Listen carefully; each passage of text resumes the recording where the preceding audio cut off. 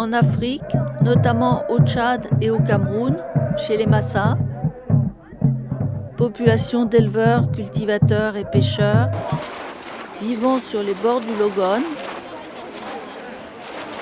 la fête de levée de deuil qui marque le passage du défunt au statut d'ancêtre est l'occasion de mettre en scène les principales institutions de la société. À travers elles sont remémorées la vie sociale du mort,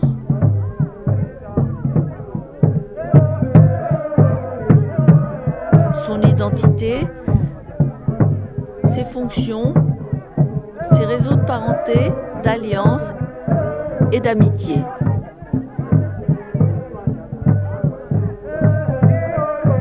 Le décès d'un vieillard renommé à la tête d'une nombreuse descendance cause les plus grands rassemblements. Toute la population des environs vient lui rendre un dernier hommage, regroupée par segments de lignage en affichant sa force de combat. Une semaine avant la cérémonie de levée de deuil, on consulte le devin pour connaître les desiderata du mort et les dangers que les vivants ont à craindre. Le devin invoque l'esprit des tessons.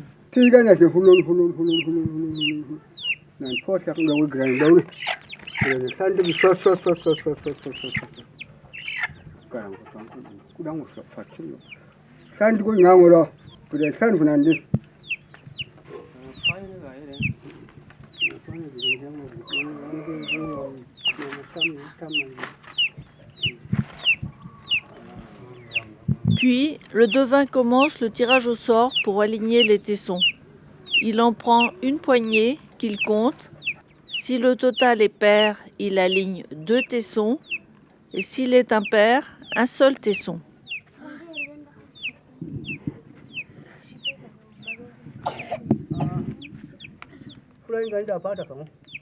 Sur 3 ou 4 rangées, l'alignement des tessons retrace l'univers socio-religieux du défunt. La position des différentes instances spirituelles seront examinées.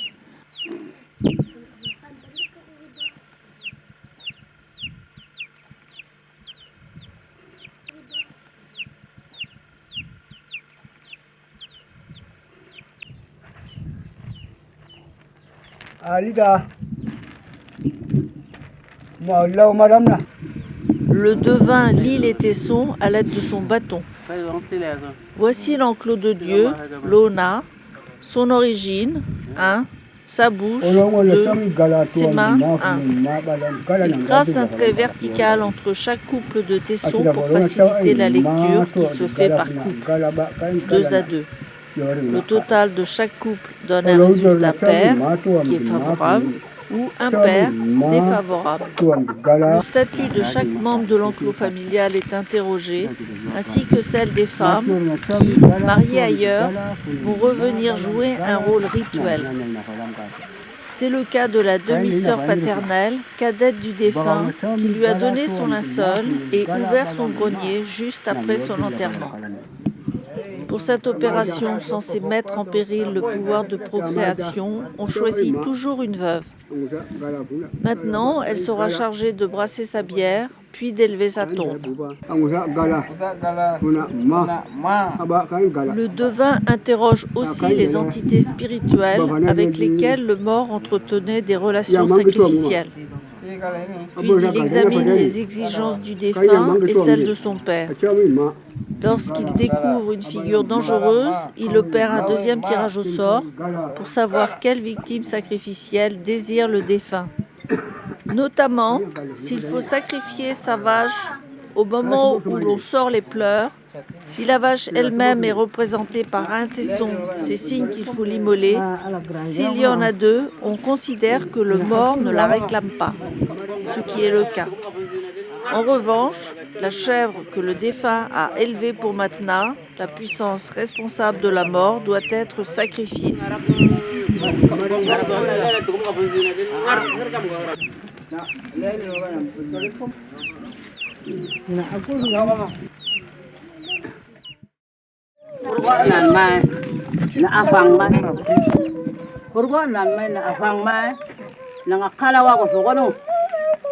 kala ka fogo no pewa ka gara huda fango garang ka ta huda fango wala la la la la la la la la huda fango kan fang ke sawa ke ta fang ka ta huda fango wala la la la la la la la la dang ma phuk ma wanga kor saule samol saule acha saule nang hin me sele la la la la la la la la la komang la huda fango se fara na ne kurwa me sawa dang jara.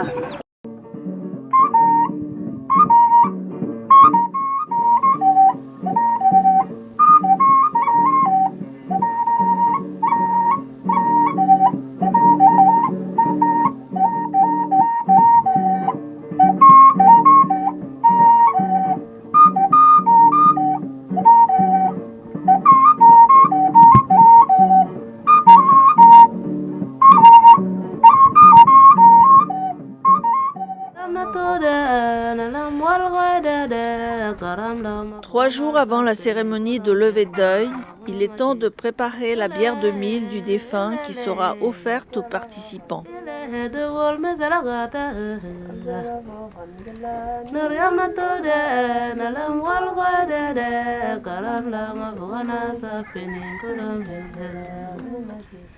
Ce rôle incombe à sa demi-sœur qui doit débuter chaque phase des préparatifs.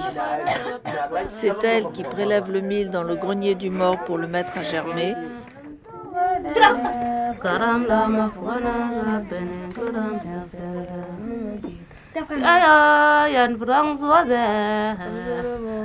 La fabrication de la bière est considérée comme un sacrifice en faveur du défunt. Ce rite essentiel, qui a pour fonction de restituer au mort, sous forme de boisson, le mil qui lui appartenait, va permettre à l'héritier de refermer ultérieurement le grenier et de consommer sans crainte la récolte de son père. Il donnera à la femme qui a ouvert le grenier une botte de mil qui représente sa part pour le service rendu. Il lui remet également une chèvre qui est sacrifiée au défunt pour préserver la vie de l'officiante mise en danger par l'opération. Lors des semailles, la femme sèmera les grains puis elle prélèvera sur cette récolte une botte de mil qu'elle restituera au fils du défunt pour que les semences de ce mil retournent chez son propriétaire.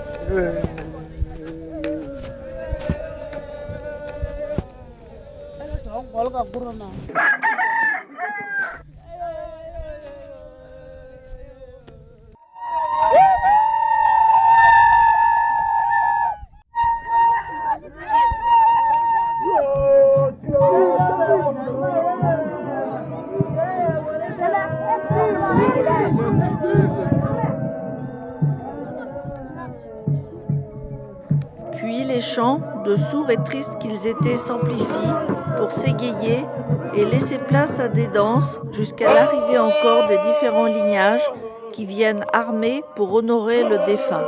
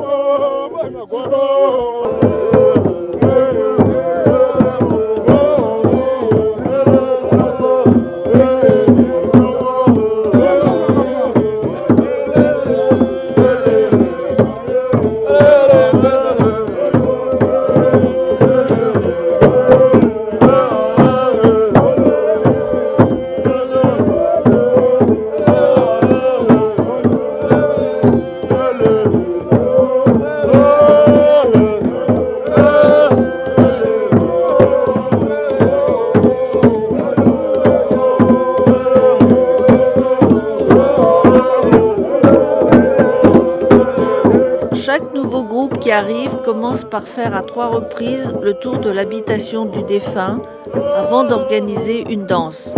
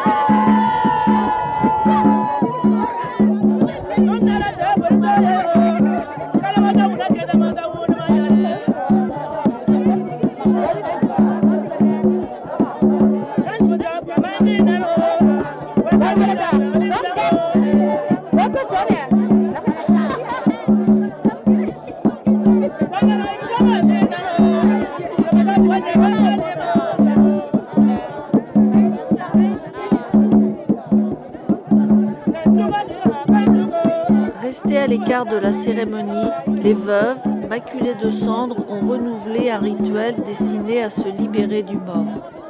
L'assistance s'éloigne pour les laisser passer, car l'individu qui les toucherait périrait.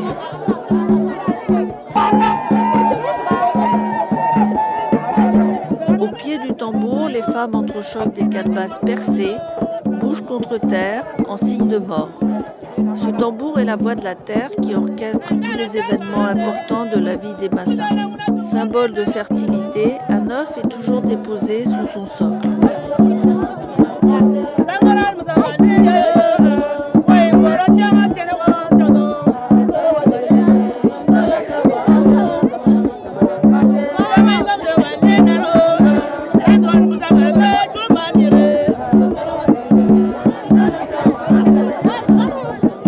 Le statut d'initié du défunt est rappelé par une danse de l'initiation, visible par les femmes, qui est celle des néophytes à leur sortie des camps de brousse.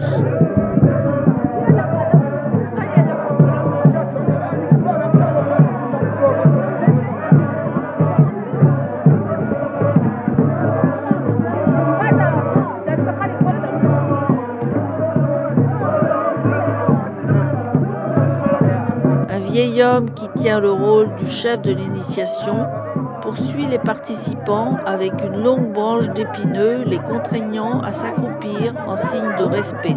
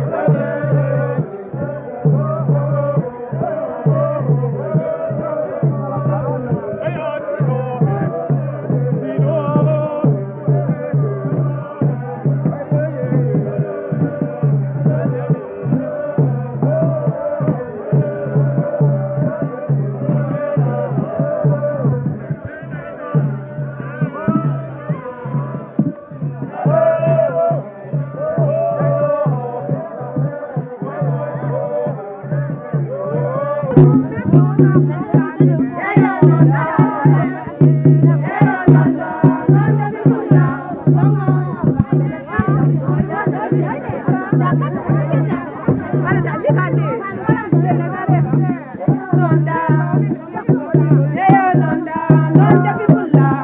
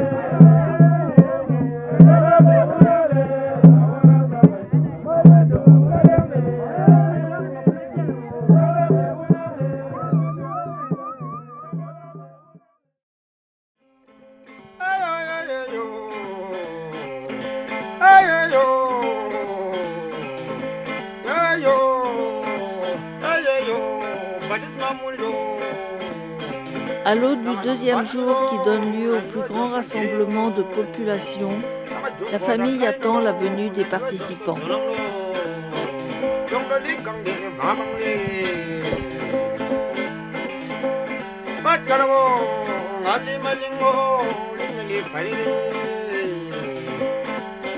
Cette nuit, ils ont mis le grand tambour à l'abri. Entreposé habituellement chez le chef de terre qui en est le gardien, seuls les jeunes gens qui n'ont pas encore fait de demande en mariage peuvent le transporter. L'instrument ne doit pas toucher le sol pendant le trajet. Arrivé sur place, on casse un œuf à son pied et on en dépose un autre sous son socle en signe de fertilité.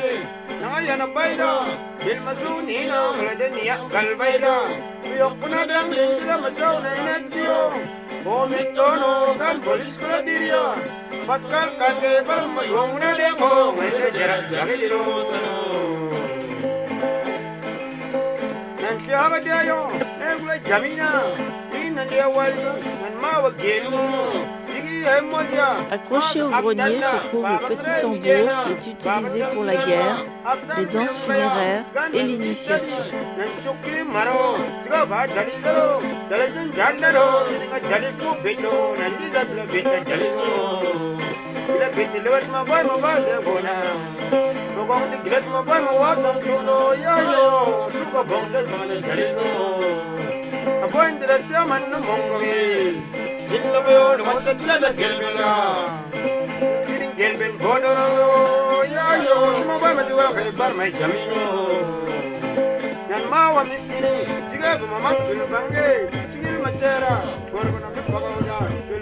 Le matin, les parents du défunt organisent la danse de l'initiation.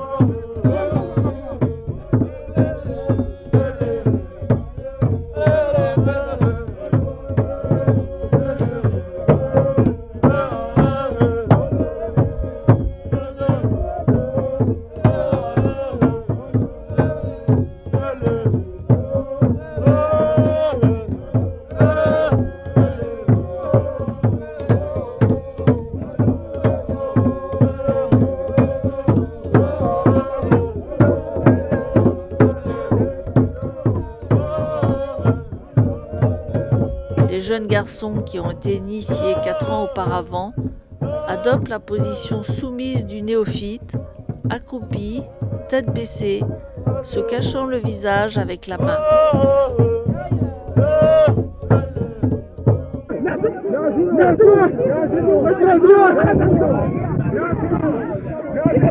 Boucliers en main, les hommes louent les exploits guerriers du mort en mimant la guerre.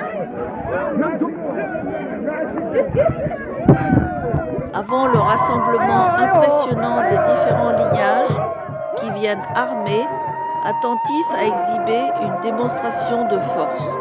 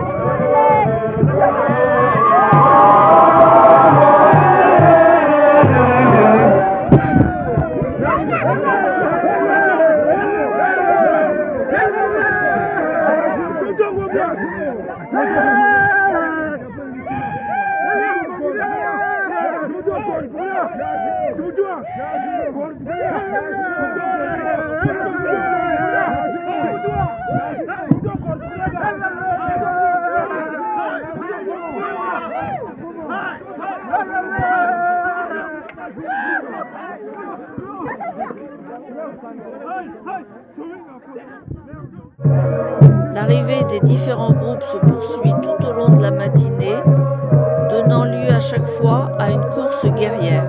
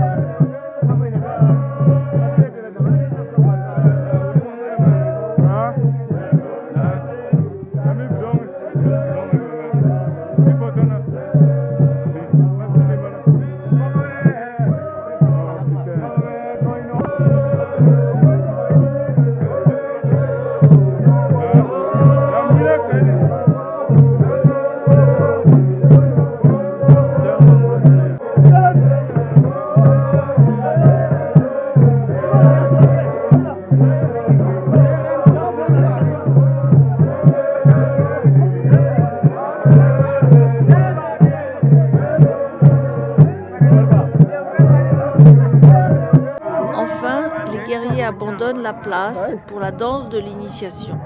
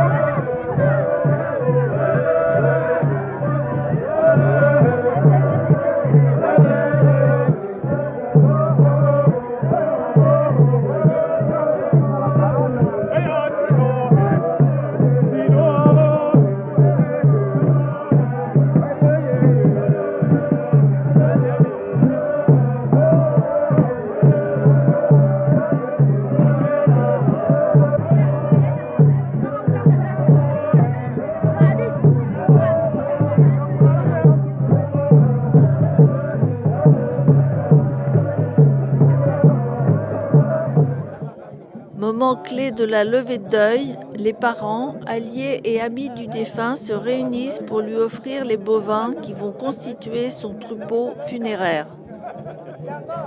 Les morts qui, dit-on, poursuivent sous terre la vie qu'ils menaient sur terre, y vivent en compagnie de ce bétail. Par le don d'un taureau, chaque homme se constitue son futur troupeau funéraire, puisqu'en échange, il recevra l'équivalent lors de ses funérailles.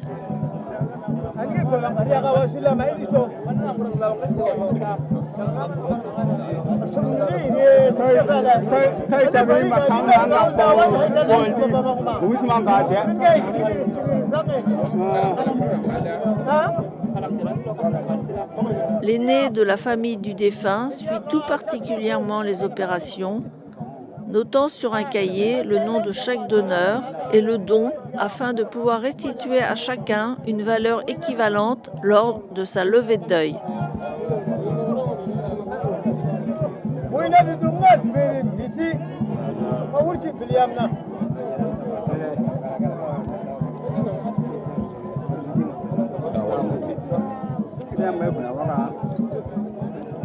Même s'ils sont effectués en argent, les dons sont toujours désignés comme s'il s'agissait de bétail sur pied.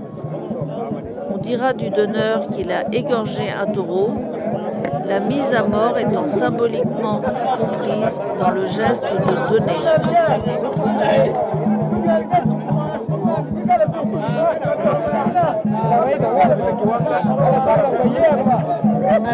Les dons monétaires sont estimés selon la quantité de têtes de bovins équivalent à la somme d'argent.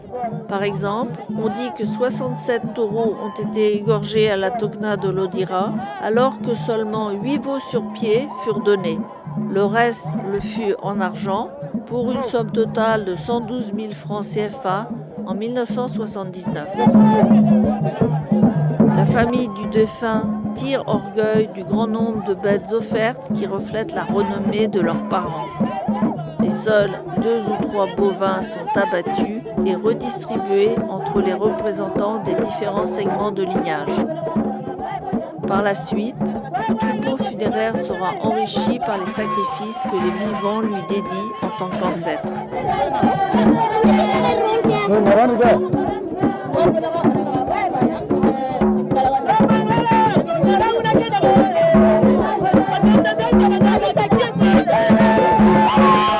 La réunion se poursuit par la prise en commun de la bière du défunt, laquelle n'est offerte qu'à la mort d'un chef d'enclos.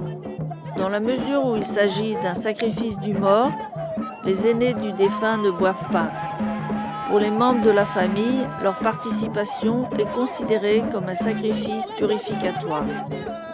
On distribue les jarres selon le découpage lignagé de la société, qu'ils aient ou non donné du bétail pour le défunt.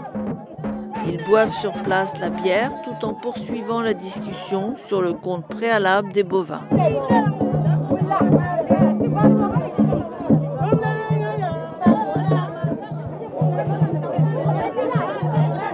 Pendant ce temps, au sein de l'enclos, les femmes s'activent à la fabrication de la tombe qui doit être surmontée d'un monticule en terre.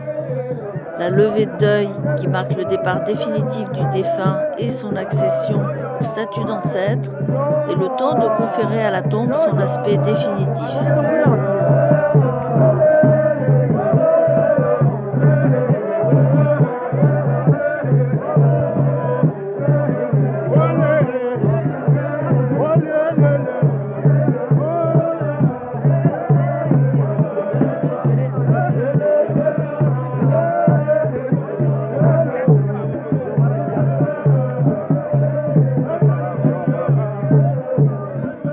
Si, dès l'enterrement, la tombe est recouverte de branches d'épineux pour la protéger des attaques sorcellaires ou des animaux, par la suite, au fil des mois, son emplacement n'est plus matérialisé et seuls les membres de la famille peuvent reconnaître l'endroit.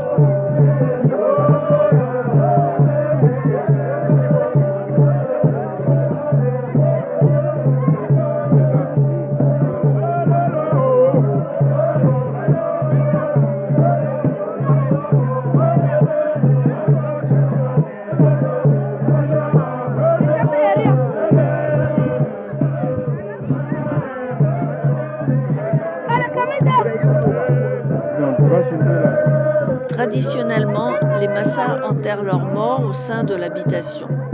Mais seul le chef d'une famille élargie est inhumé au centre de la cour. Sa tombe est surmontée d'un tumulus façonné à l'aide du pisé de sa case, préalablement détruite. Le travail incombe aux femmes. Si sa demi-sœur qui a ouvert son grenier doit mettre la première motte de terre, elle se fait aider par toutes les filles du mort, ses sœurs et ses cousines. Ainsi, la hauteur révèle l'importance de la progéniture du défunt.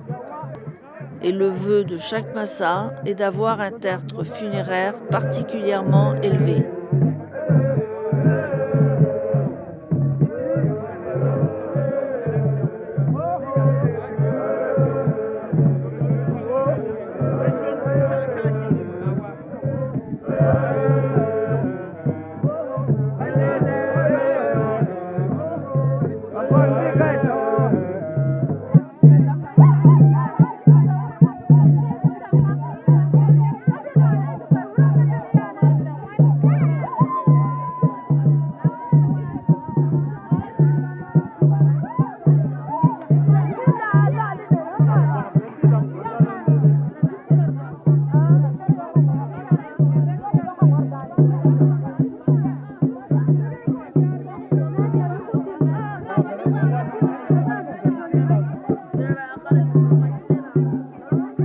Une fois la tombe terminée, on prépare la nourriture pour le défunt.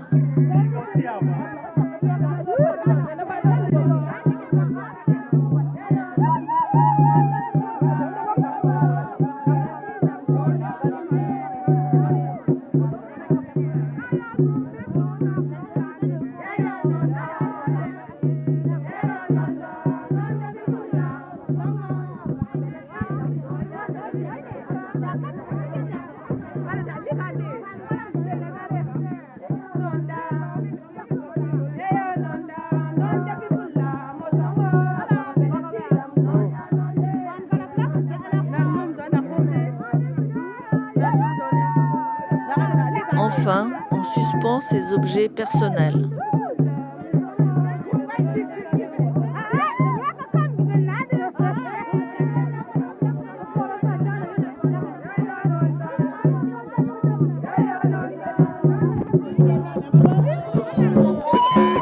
À l'extérieur de l'habitation, les danses sont toujours très animées.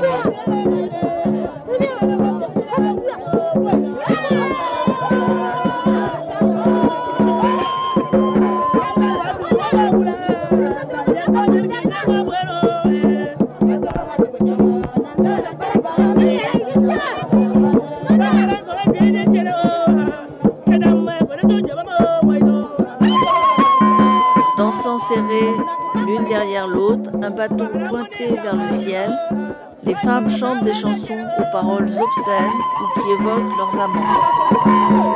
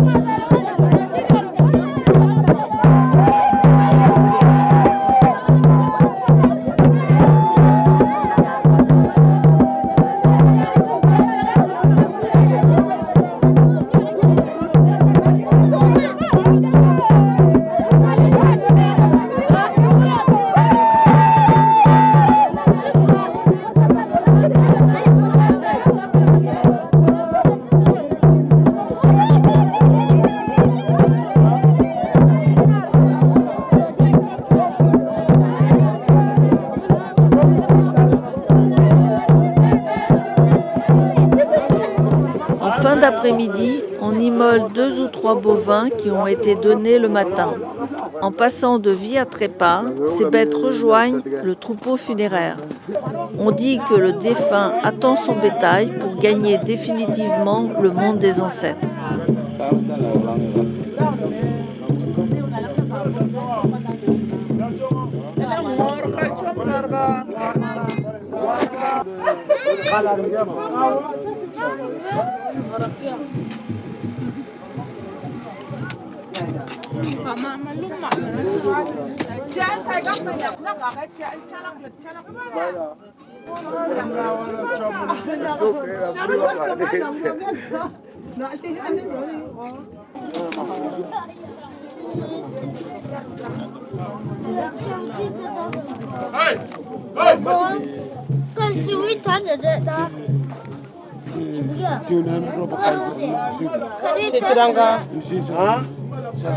Satan se siuna la jira.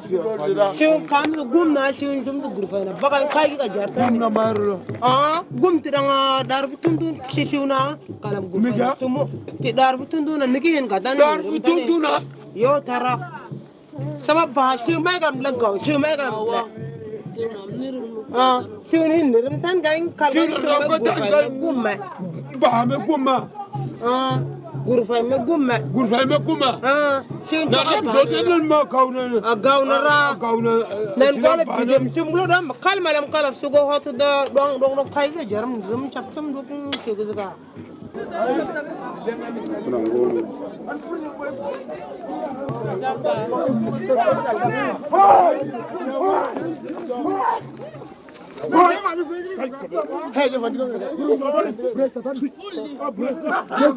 La viande tant convoitée est distribuée à l'Assemblée par segments de lignage, non sans faire l'objet de disputes et de chapardages.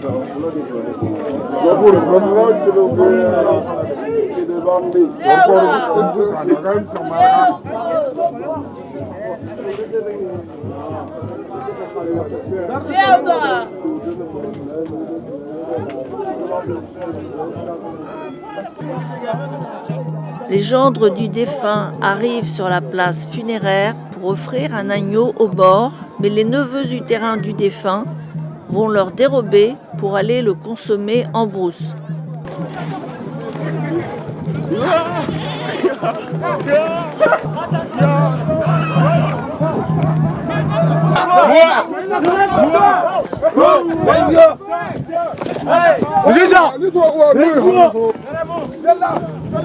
Cet ultime larcin rituel sert de dédommagement pour leur rôle d'intermédiaires matrimoniaux.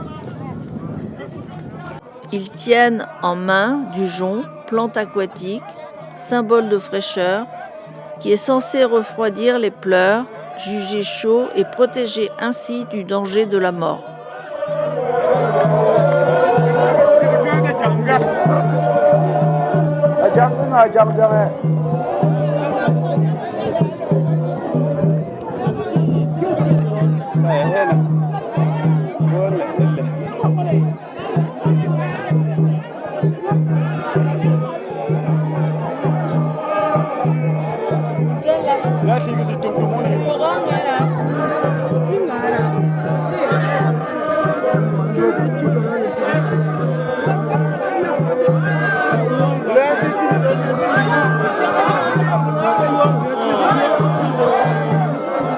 Le jonc est transmis à leurs épouses et aux autres filles du mort encore célibataires.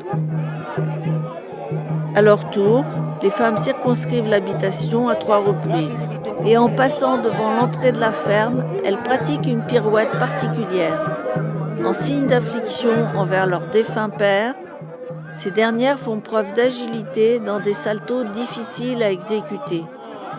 Les femmes qui ne sont pas physiquement en état de les réaliser font simplement une génuflexion.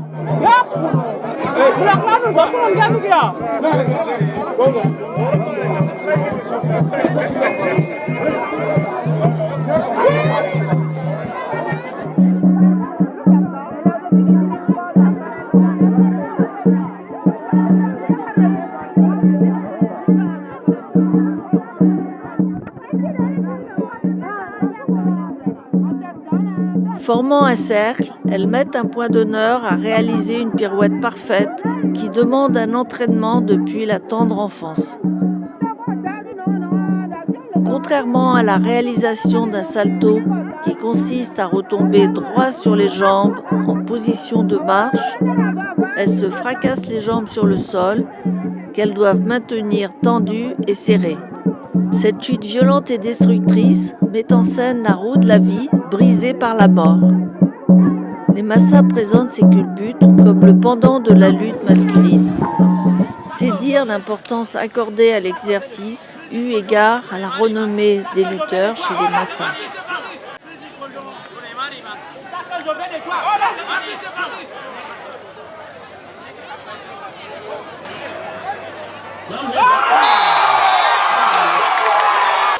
En effet, la lutte rituelle à main nue positionne le jeune homme comme demandeur d'épouse, qui s'oppose alors à un étranger dont il peut, en théorie, obtenir une épouse, moyennant une compensation matrimoniale en bovin.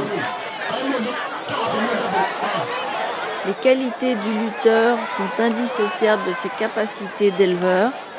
Une fois marié, la notoriété masculine s'évalue à l'étendue du troupeau et au nombre des épouses. À la renommée du lutteur qui terrasse ses adversaires correspond une image de la femme qui, elle aussi, prend forme dans la réalisation d'une prouesse physique. Les femmes qui incarnent le pouvoir de procréation se livrent à cette pratique typiquement féminine sur les places funéraires, venant réaffirmer la prévalence du pouvoir de vie sur le pouvoir de mort.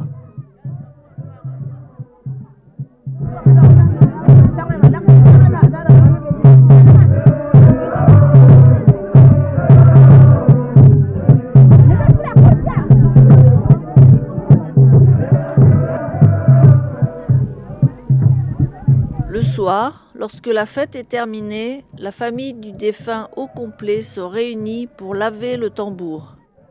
Toutefois, les veuves qui ont été tenues à l'écart de la cérémonie ne le lavent pas à ce moment-là. Elles l'ont déjà fait lors de l'enterrement. D'autre part, lorsqu'on a lavé le tambour de son père, on ne participe pas au rituel pour un oncle paternel, un frère ou une sœur. En revanche, on lave toujours le tambour de sa mère et de son oncle maternel.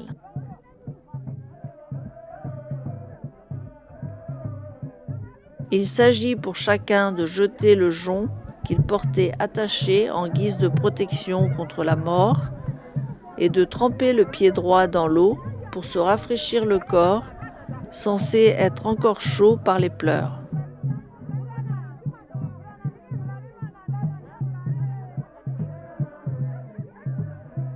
On raconte qu'après les funérailles, certains tombent malades et en meurent.